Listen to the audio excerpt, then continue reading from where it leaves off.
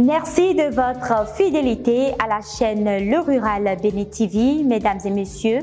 Bienvenue dans cette édition dont voici le sommaire. Aider les Béninois à manger sain, le réseau des acteurs du Made in Bénin en fait sa priorité. Ses membres ont réuni producteurs, distributeurs et consommateurs férus du Made in Bénin. C'était ce samedi 7 mai 2022, détails à suivre. La 15e conférence des partis sur la lutte contre la désertification et la sécheresse a démarré lundi dernier à Abidjan. Des acteurs spécialistes des questions environnementales venus de plusieurs pays y prennent part. La rencontre, qui intervient après la COP14 tenue en Inde en 2019, s'achève le 20 mai prochain. Voilà pour les titres, le développement dans un instant. Bonsoir à tous. Le consortium ProBio, avec le soutien financier de la coopération suisse au Bénin, a initié un atelier de plaidoyer pour l'intégration dans le système national semencier, la production de semences de soja et de bananes plantées biologiques à Boycon, mercredi 4 mai dernier. À l'occasion, Simplice Davor Vaudouret, coordonnateur de l'Organisation béninoise pour la promotion de l'agriculture biologique, OBEPAB, fait le point de l'atelier et évoque l'intérêt d'un tel plaidoyer. Nous cherchons à ce que l'intégration ait lieu. C'est tout au début, il y a plusieurs démarches à faire. Il faudrait que nous puissions contacter la production des végétaux et essayer de suivre les différentes étapes conduisant à la reconnaissance de ces semences. Et nous avons, dans ce cas, nous avons invité des responsables de la production végétale à nous entretenir sur le sujet. Et nous avons compris que nous sommes sur la bonne voie et que ces responsables sont prêts à nous aider pour pouvoir avoir ces semences-là acceptées dans le répertoire. Et c'est à ce niveau-là que nous sommes actuellement. Et nous avons aussi pensé élaborer un plaidoyer pour que ces semences-là soient vraiment reconnues et que cela aide les gens à aller de l'avant. Parce que l'agriculture biologique, ça part des semences. Si nous n'avons pas des semences biologiques, on ne pourra pas certifier plus tard le produit qu'on a obtenu. C'est pour cela que nous sommes en train de nous battre pour que cela soit inscrit dans le répertoire. Des jeunes tractoristes venus de diverses localités du pays renforcent leurs capacités sur l'usage des machines agricoles. Depuis jeudi, ils suivent une série de formations au centre technique de la mission chinoise d'appui à la production cotonnière du Bénin, basée à Okpara, dans la commune de Tchaourou. L'objectif du gouvernement est de les outiller afin d'accroître la production cotonnière cette année.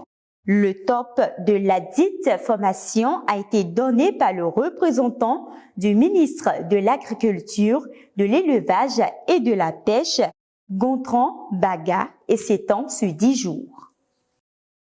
On parle à présent du réseau des acteurs du Made in Bénin, RAMIB, qui, en communion avec CIS Bénin, a organisé pour une 7e fois la rencontre locaux-consommateurs ce samedi 7 mai 2022 à Cotonou. La rencontre de cette année a permis de réfléchir à comment le consommateur peut être investisseur à partir de sa consommation. Cédric Bappé était de la partie reportage. Pour la 5e fois, les producteurs, distributeurs et consommateurs des produits locaux, regroupés au sein du réseau des acteurs du Made in Bénin, RAMIB, se retrouvent pour discuter autour de la promotion de la consommation locale. Un moment de réflexion et de partage d'expériences axé sur l'intérêt du consommateur. Cette fois-ci, nous avons choisi de nous appesantir, de nous concentrer sur le consommateur parce qu'avant toute chose, nous sommes des consommateurs. Comment le consommateur peut tirer profit tout en étant consommateur? Nous voyons les autres le faire. Nous, au sein du RAMIB, comment le consommateur béninois peut être investisseur à partir de sa consommation. Cette activité du RAMIB est soutenue par SENS Bénin au regard de leurs objectifs communs, l'impact positif et la consolidation de beaucoup d'idées et plus de visibilité. SENS Bénin accompagne la réunion locaux consommateurs initiée par le réseau RAMIB parce que ça répond à l'un de nos objectifs qui est de sensibiliser le consommateur, d'amener les consommateurs à s'engager pour une consommation locale qui développe notre pays. Donc, une fois que cette initiative contribue à cet objectif de sensibilisation, on ne peut que la soutenir. Les participants à ce creuset d'échange disent tout haut les avancées notables que connaît le Made in Bénin promu par le RAMIB. On peut dire que le MIB évolue, ils évoluent même très très bien. Ils essayent de moderniser la chose tout en gardant leur principe de départ, qu'est le consommer local. Et aujourd'hui, avec eux, on se dit, en étant consommatrice comme je suis, je peux aussi gagner de l'argent. Avec un tel engagement des locaux consommateurs, la consommation locale sera une réalité absolue très bientôt au Bénin. On parlait à l'entame de cette édition de l'intégration dans le système national semencier de la production de semences de soja et de bananes plantains biologiques. Et c'est à juste titre d'ailleurs, puisque la production de la banane plantain n'est pas aussi simple. Elle nécessite un suivi rigoureux et doit obéir à des normes strictes pour obtenir un meilleur rendement. Précision avec Rutedo. La banane plantain représente un enjeu important pour le développement économique des producteurs grâce à une production de qualité en expansion et potentiellement très génératrice. Après 5 ans, il faut renouveler les semences que vous avez pour avoir plus de rentabilité. C'est des cultures pérennes aussi, quand même c'est 5 ans, 6 ans, 7 ans. Ça arrive à un moment donné où tout produit au même moment. Et puis le marché pose problème. Une culture assez rentable mais nécessite beaucoup d'attention. Aujourd'hui, tout le monde, tous ceux qui font du plantain ont une formation. Ils savent vraiment à quelle profondeur il faut mettre le rejet, à quel âge il faut mettre pour avoir vraiment la production au même moment et quels sont les moments où il faut apporter les fientes. On a reçu pas mal de formations et quand ça commence, le régime commence par donner ses lourds, comment il faut mettre des bois pour quand même garder ça. N'importe quelle ferme de bananeur que tu as, il faut forcément engager un gardien dedans. Pour mieux booster la production des champs de bananes, il est impératif que les producteurs s'approprient toutes les étapes de la technique de production. L'Association nationale des organisations professionnelles des éleveurs de ruminants, ANOPER Bénin, en collaboration avec Actine Folef, a organisé un débat sur le commerce de bétail en Afrique de l'Ouest. Ce débat s'inscrit dans le cadre de la mise en œuvre du projet d'appui à la mobilité du bétail pour un meilleur accès aux ressources et au marché PAM-Obama en Afrique de l'Ouest. Suivez le compte rendu avec Yelian Martin Aweli. C'est vraiment pas bien. Moi, je vous dis ici, ce que les gens sont venus pour nous créer dans Aplako ici cette année, je ne suis pas content. Cette séance d'échange vient à point nommé soulager la peine de ces agriculteurs et éleveurs.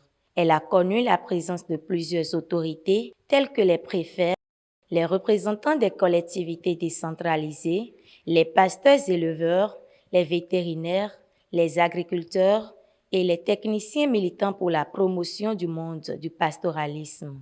Tous ont répondu présents à cet atelier, poursuivi par de grands objectifs. Aux différents acteurs, la contribution de l'élevage dans la dynamique de développement local. Quelles sont les difficultés, en tout cas les performances et aussi les perspectives que l'on peut engager pour faire la promotion du pastoralisme au niveau du Bénin et au niveau de la sous-région. Donc voilà en termes d'objectifs. Et l'autre objectif qui est caché là, c'est quand même d'impliquer les différents acteurs, surtout les autorités, dans le cadre de la mise et des activités relatives au pastoralisme et aussi de pouvoir les impliquer à nous appuyer pour vaincre les difficultés que l'on rencontre dans l'exercice de cette activité. Les participants savent désormais mieux appréhender le commerce du bétail sur le marché, un pari gagné par l'ANOPER, initiatrice du dit atelier. Une des choses, c'est de continuer la sensibilisation au niveau des éleveurs. Ça, c'est un premier élément. Le deuxième élément qu'on peut souligner, c'est de continuer ça. Ce n'est pas seulement au niveau de l'Atakura, mais au niveau de l'ensemble du pays. C'est d'exhorter quand même les organisations d'éleveurs à mettre en place des stratégies pour quand même continuer la délimitation des couloirs de passage. Ça, c'est très important parce que ça va limiter les conflits entre éleveurs et agriculteurs. À l'issue de ce creuset d'échanges, le préfet de la commune de Dassa a remercié les organisateurs et les participants qui n'ont ménagé aucun effort pour la réussite de l'événement. Remercier les organisateurs de cet atelier, remercier tous ceux qui ont participé en acceptant rester sur place pendant 5 jours, travailler d'arrache-pied, produire intellectuellement la ressource pour l'amélioration de ce secteur-là. La filière bétail est un secteur stratégique pour les pays ouest africains, exemple de l'intégration régionale. Agribiz Booster en partenariat avec Enabel, DEFIA, Plan International et l'Agence territoriale de développement agricole Pôle 7 ATDA 7 organise le salon agricole et financier Agrifinance. Ce salon se tient du 12 au 14 mai à Abomey-Calavi, dans l'enceinte de l'Agence territoriale de développement agricole Pôle 7. Au programme des expositions, des rencontres B2B, des débats autour des thèmes relatifs au financement, des masterclass sur la communication digitale et des principes de bonne gestion financière. Nous y reviendrons avec les détails dans la prochaine édition. L'initiative de formulation des 1000 questions de recherche actuelles et critiques sur la sécurité alimentaire et la nutrition au Bénin, mise en œuvre par ACED ONG, aborde sa deuxième phase, celle de la consultation nationale des actes prévus pour être lancée le 27 mai 2022. En quoi consiste cette activité et quels sont les participants attendus? Kizito Gandji, chargé de recherche et de politique à ACED Bénin, nous en dit plus. L'initiative se déroule suivant un processus en 4 principales phases. La première phase est celle de cadrage thématique. La deuxième phase est celle de la consultation multi-acteurs. La troisième phase est celle de la formulation des questions et la dernière phase est celle de la priorisation des questions. C'est donc la deuxième phase qui est celle de la consultation nationale des acteurs qui sera lancée le 27 mai prochain.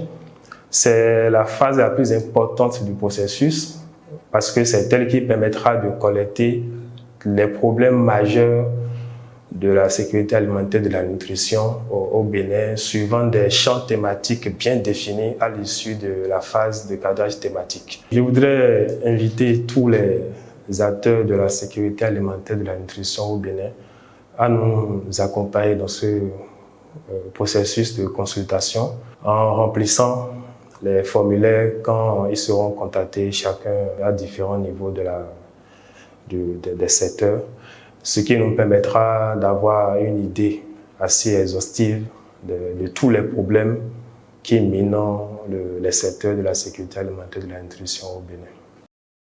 Terre, vie, patrimoine, de monde précaire d'un avenir prospère. Tel est le thème de la 15e conférence des parties COP de la Convention des Nations Unies sur la lutte contre la désertification. Cette conférence a démarré ce lundi 9 mai 2022 et va s'étendre au 20 mai à Abidjan. Plusieurs chefs d'État y prennent part pour tenter d'agir concrètement face à la dégradation rapide des terres et ses conséquences néfaste sur la biodiversité et les populations. Cédric Bappé pour le compte rendu de la cérémonie officielle. Plusieurs experts venant de 196 pays participent actuellement en terre ivoirienne à la 15e conférence des parties de la Convention des Nations Unies sur la lutte contre la désertification, un rendez-vous mondial visant à traiter des sujets relatifs aux défis de la sécheresse et de la restauration des terres dans un contexte où 40% des terres sont dégradées dans le monde. La cérémonie d'ouverture a eu lieu ce lundi 9 mai 2022 par la conférence des chefs d'État et de gouvernement sur la sécheresse et la restauration des terres, présidée par le président Alassane Ouattara. Notre sommet doit être celui de l'espoir, comme je l'ai dit tout au début, et de la mobilisation collective des États et des partenaires au développement en faveur des initiatives de restauration des terres et de reconstitution du patrimoine forestier de nos pays.